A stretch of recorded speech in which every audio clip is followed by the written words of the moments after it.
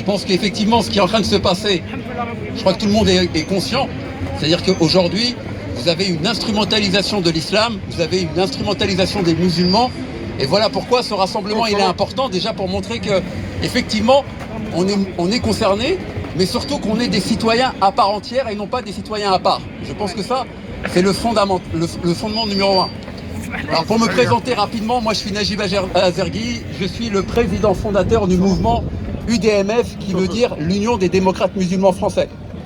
Probablement, vous avez dû en entendre parler, c'est le fameux parti qui avait été traité de liste communautaire, qu'on a voulu interdire notamment à plusieurs reprises durant une bonne partie de notre parcours politique. Et à ce titre-là, effectivement, je pense que chacun d'entre nous, et je parle des organisateurs qui sont aujourd'hui présents, on a tous eu un déclencheur dans ce qui nous a quelque part conforté sur le fait qu'il fallait qu'on devienne un acteur de ce qui est en train de se passer aujourd'hui. Mon déclencheur à moi, je ne vous le cache pas, il a été comme beaucoup ce fameux traumatisme de la loi de 2004. Je me rappelle, et beaucoup, je parle des anciens, vous devez vous rappeler du contexte particulier dans lequel on était à ce moment-là.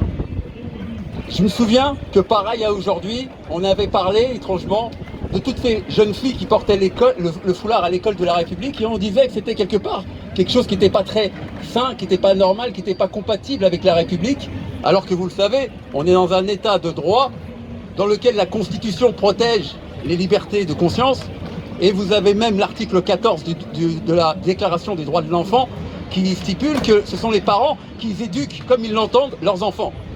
Face à ça, je me souviens très bien que sur tous les plateaux télé, on a entendu matin, midi et soir parler de ces jeunes filles qui portaient le foulard dans l'école de la République. Ça concernait à tout casser 500 jeunes filles dans tout le territoire national. J'ai été surpris de voir que malgré qu'on ait quand même une majorité quand même importante dans ce pays-là, même si on est une minorité, on est quand même une des minorités les plus visibles dans l'espace public. Et malgré ça, je me suis rendu compte que cette loi-là, que je pensais n'allait jamais aboutir, et moi j'ai vu que justement cette loi elle a été non seulement adoptée, elle a été validée et elle est passée sans ombrage. Et je pense que c'est à ce moment-là que je me suis rendu compte que malgré qu'on est, allez, d'après les statistiques, on est entre 5 millions, d'après Zemmour, on est entre 14 millions. D'après toutes les statistiques que vous voulez, on est quand même une catégorie on fait partie quand même d'un nombre important de citoyens dans ce pays-là. Et je me suis rendu compte d'une chose qui était assez fondamentale, c'est que on ne pèsait rien, nous, en tant que Français de confession musulmane dans ce pays-là. Et je me suis promis une chose, je me suis dit, par rapport à l'humiliation qu'on venait de vivre, je me suis promis une chose, je me suis dit, il faut que plus jamais de notre vivant, on ait à subir la même humiliation. Jamais de notre vivant, on ne doit revivre les mêmes choses. Et en réalité, ce qui s'est passé, elle est très simple, hein, c'est que vous vous rappelez déjà du contexte. On a parlé de la loi de 2004 ici. Et moi, je me rappelle du contexte politique. Vous vous rappelez, en 2004, c'était le fameux gouvernement Raffarin sous Chirac, pardon. Il faut vous rappeler d'une chose. Il y avait également une crise sanitaire sans précédent. Vous vous rappelez la fameuse crise, la canicule de 2003 qui avait tué je ne sais plus combien de Français. Vous avez donc un gouvernement qui était critiqué par rapport à ça. Le deuxième point qui est important et qui est un point important à connaître sur le terrain politique, c'est qu'on sortait tout juste de la deuxième guerre du Golfe avec effectivement une récession économique sans précédent en France. Et donc vous étiez face à un gouvernement qui était aux abois et qui, au lieu de traiter ces questions fondamentales, a voulu faire une diversion en travaillant sur quoi? Sur une polémique qui aujourd'hui nous accompagne toujours, c'est-à-dire la visibilité du voile à l'école de la République aujourd'hui dans l'espace public. Et si on fait le parallèle avec ce qu'on est en train de vivre ces dernières années, vous avez un gouvernement qui est également aux abois. Parce que tout simplement, il y a une crise économique sans précédent. Vous avez également une crise sanitaire. Ça, j'ai pas besoin de m'étendre là-dessus, je crois que tout le monde l'a vu. Et pire que ça, vous avez également une crise sociale qu'on a encore rarement vue, d'une grande ampleur. Et comme vous l'avez constaté, comment répond l'exécutif? Il utilise le même mécanisme qu'on a déjà expérimenté en 2004 avec cette fameuse loi qu'on va célébrer demain, cette loi contre les signes dits ostentatoires à l'école de la République. Le terme, il est pas mal, il est bien choisi parce qu'il ne cible pas exclusivement la communauté musulmane. Aujourd'hui, le terme séparatiste dit islamiste a été complètement modifié. Dans le texte, ça passera et beaucoup vous diront que c'est une loi qui s'adresse en réalité à l'ensemble des Français et non pas exclusivement aux musulmans. Dans la réalité, je crois que vous êtes tous conscients que tout ça, c'est un leurre. On nous a tout simplement instrumentalisé, on a fait de l'islam et des musulmans un problème politique. Voilà pourquoi nous, au sein de l'UDMF, on a décidé d'y répondre par une réponse politique. Celle effectivement que nous portons maintenant depuis 8 ans. À ce titre-là, j'en profite également pour vous rappeler que les élections régionales vont arriver très prochainement. C'est le 13 juin. À ce titre-là, vous devez également agir. Vous ne devez plus rester spectateur de ce qui est en train de se passer. Il faut, à partir de maintenant, devenir également un militant et un acteur acharné de la vie politique dans le pays dans lequel vous êtes. À ce titre-là, nous serons présents aux élections régionales, effectivement, avec nos modestes moyens. Je vous invite, en tout cas, toutes les personnes qui souhaitent faire entendre leur voix, toute personne qui a envie de se mobiliser sur ce terrain politique, tous ceux qui veulent lutter contre cette islamophobie politique qui est en train de se mettre en place et qui est en marche dans notre pays depuis plusieurs décennies, de pouvoir contrer ces personnes-là avec un vote effectivement qui est complètement compatible avec ce que vous êtes, avec votre citoyenneté, avec vos convictions personnelles. En réalité, pendant qu'on parle des musulmans, pendant qu'on est en train de légiférer sur les mamans qui portent le foulard de droite à gauche, en réalité, pendant ce temps-là, on s'attaque aux acquis sociaux des Français et de l'ensemble de la société.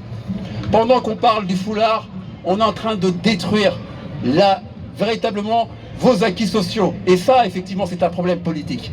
Voilà pourquoi il faut le dénoncer également. Vous devez devenir des acteurs actifs du pays dans lequel vous êtes.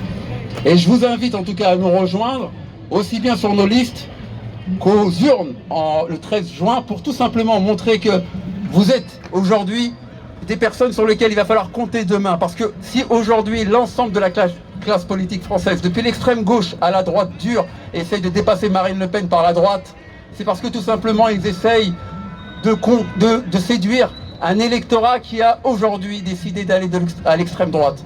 Aujourd'hui, c'est un échec total de toute la classe politique française. Et face à ça, nous serons au rendez-vous et je vous invite en tout cas à venir nous rejoindre. Sur ce qui est de l'islamophobie, il y a aussi un aspect qui est important, à mon sens, qu'il faut aussi aujourd'hui développer.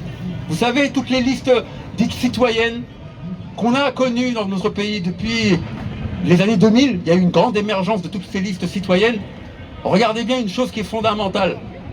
Toutes ces listes-là ont été taxées de listes communautaires à partir du moment où, à sa tête, il y avait une personne avec un patronyme bien flagué, un patronyme comme Mohamed, Fatima, Zora. Toutes ces listes-là, qui étaient pourtant des listes citoyennes, ouvertes à tous, ont été traitées de listes communautaires parce que tout simplement, ils étaient considérés comme ne faisant pas partie de la norme. Et donc, c'est un procédé, bien entendu, colonial, qui consiste à vous montrer que nous ne sommes pas capables de nous adresser à la communauté nationale, mais exclusivement aux nôtres. C'est un comportement primaire qu'il faut aussi dénoncer. Alors nous, effectivement, on a mis le mot musulman. Et c'est vrai que ça peut être porté comme une polémique, comme une provocation énorme dans ce pays-là. Mais en réalité, ça a un sens qui est éminemment important à comprendre. Aujourd'hui, ce n'est pas l'Union des démocrates islamiques de France. On aurait fait effectivement le parallèle entre la religion islamique et effectivement la République. Et ce mélange-là des genres, il n'est pas forcément bon. On a mis le mot musulman parce qu'effectivement, c'est le statut du musulman dans ce pays qui pose problème. Aujourd'hui, notre combat, il est évidemment un combat pour la citoyenneté. Cette citoyenneté, elle n'est pas encore au rendez-vous. Ce combat, il est d'avant de pouvoir considérer les Français musulmans comme étant des Français à part entière et non pas comme des Français à part. Voilà pourquoi ce mot-là, qui est aujourd'hui perçu comme une provocation énorme dans ce pays-là, il doit être déjà compris par ceux qui devraient normalement se sentir concernés par cette proposition-là. On vous a souvent montré une chose, c'est que la laïcité, elle était incompatible avec vos valeurs. Que le fait d'être républicain ou français, ce n'était pas en marge avec ce que vous étiez.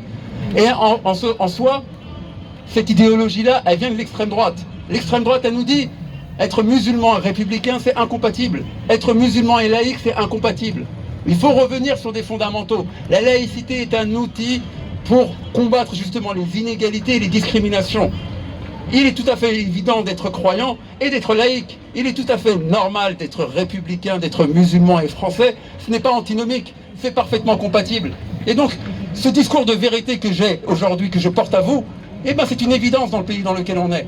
Aujourd'hui, il ne faut plus être complexé par ce que nous sommes, par notre identité, aussi bien religieuse, culturelle ou autre. Il faut le valoriser, il faut le porter non pas comme un fardeau, comme beaucoup aujourd'hui sont en train de le faire, mais comme effectivement une source de richesse. La diversité est une richesse, c'est aussi notre slogan de campagne.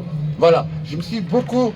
je suis un peu resté un peu longtemps, je m'en excuse encore, mais je pense que c'était important. Merci à tous.